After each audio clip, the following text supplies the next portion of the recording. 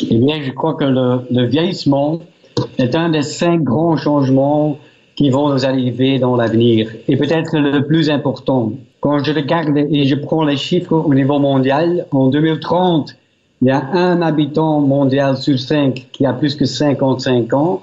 Et dans les pays plus occidentaux, ce montant ou ce chiffre va encore être plus élevé. Je prends par exemple en 2050, 60% des Japonais auront l'âge de plus que 50 ans, 40% aux États-Unis et ce qui est aussi le cas en Belgique. Au niveau de 65 ans, donc un peu plus âgé, maintenant presque ici, disons ici 15 ans, 1 sur 4 Belges aura l'âge de 65. Et en 2060, il y aura 3 millions de Belges qui auront l'âge de 65, dont 1,2 million qui auront l'âge de 80 ans. Et donc, on peut même parler d'un double vieillissement, un vieillissement de ceux qui ont 5 ans de 65 plus, et un vieillissement de ceux qui ont 80. Et donc, ça, c'est quand même très important. Et je crois qu'il y a 2 forces qui vont vraiment déterminer ce vieillissement. Naturellement, ce sont les baby boomers, ceux qui sont nés, toute une génération qui sont nés après la Deuxième Guerre mondiale, et l'augmentation de l'espérance de vie, qui selon moi est encore sous-estimée. Quand je vois le progrès technologique et scientifique, surtout dans tout ce qui est médical, je crois qu'on va encore sous-estimer l'évolution de l'espérance de vie. Et je crois qu'il y en a plusieurs caractères dans lesquels, la direction dans laquelle l'idée de l'âge va changer. Maintenant, on parle souvent d'une durée de vie qui est scindée en 3 parties, tout ce qui est études, travail et pension, et on met un peu la limite d'être vieux ou pas vieux au niveau des pensions, mais ça date encore d'un temps ou d'une période où que la pension est vue comme vraiment un hard stop, ou bien on est jeune, ou bien on est pensionné, on est vieux, on va quand même vivre plus longtemps, ça veut aussi dire travailler plus longtemps. Et cette idée de travailler plus longtemps, selon moi, ça va créer une pension beaucoup plus flexible. Il y en a qui vont partir à 60, mais beaucoup plus à 65, 67, 68, 69.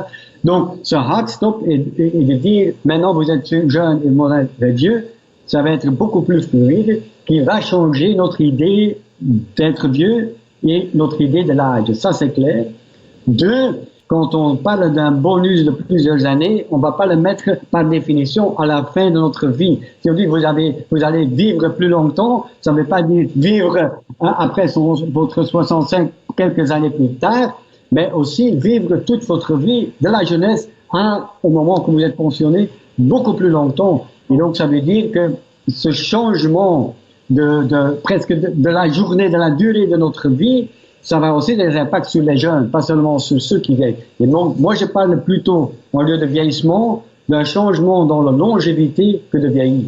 Eh bien, on parle maintenant déjà de l'économie de longévité, une économie qui a toujours existé, mais quand on parle dans les termes économiques, on pense toujours à une économie qui se concentre entre 25 et, disons, 50 et 55. Mais je crois que les Américains ont calculé l'économie de ceux qui ont plus que 50 et ça correspond avec une économie mondiale qui prend la 3e position dans toutes les économies et le classement des économies mondiales. C'est quand même une idée spectaculaire.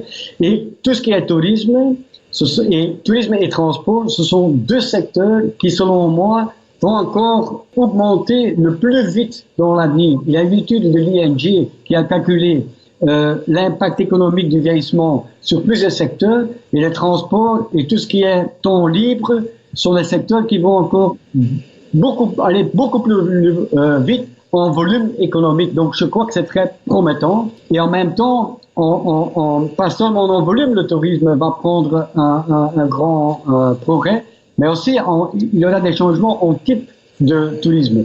Moi je parle par exemple de voyage fonctionnel médical. Tout ce qui est santé et tout ce qui est le secteur santé, eh bien, je crois qu'on aura des voyages qui s'orientent vers des médecins, vers des spécialistes qui sont spécialisés dans un pays à l'autre.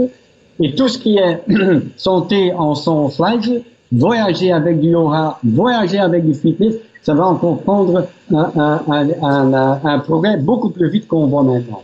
Eh bien, il y a un terme qui m'a un peu confronté les derniers jours.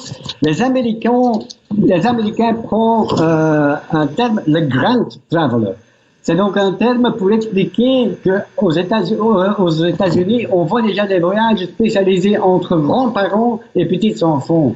Et donc, c'est vraiment un segment qu'on voit déjà maintenant un peu en Europe, mais aux États-Unis, on prend vraiment des voyages très typiques, des voyages intergénérationnels, parce que bientôt, c'est pas une question d'une génération qui sera active, mais 2, 3, 4 générations qui restent actives. Et donc, cet aspect-là, aussi dans le monde de voyage, il y aura des voyages vraiment intergénérationnels, et les Américains parlent de Grand Traveler. Donc, j'ai vu un chiffre qui est très intéressant. Ça va doubler aux États-Unis au niveau du chiffre d'affaires. Oui, je crois qu'il y a deux aspects. Je crois que dans le marketing de ces voyages, il y aura un changement et que le cachet vieux ou pas vieux, ou vieux ou jeune, va un peu disparaître. Mais en même temps, je crois en expérience, une fois qu'on est sur place, qu'il faut vraiment prévoir toutes les prévisions pour ceux qui ont des problèmes avec leur santé, par exemple, et adapter toutes les prévisions sur place à des gens qui sont moins mobiles, mais qui veulent quand même vivre comme avant et pas être vus comme vieux et incapables. Merci.